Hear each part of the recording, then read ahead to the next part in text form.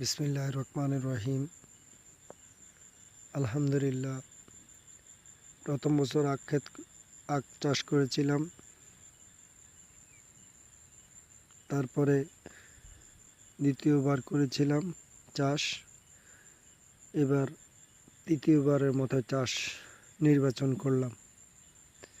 প্রথম বছর দ্বিতীয় বছর একই জাত করছি 208। এবার ভিন্ন জাতের আখ চাষ করতেছি আলহামদুলিল্লাহ। ফিলিপাইনি আখ বা রংবিলাস উন্নত জাতের আখ, চিবে খাওয়া যায়। এই ধরনের আখ অনেক রসালো। আমি নিজে খেয়েছি এবং যারা খাইছে তারা সবাই সম্মতি দিছে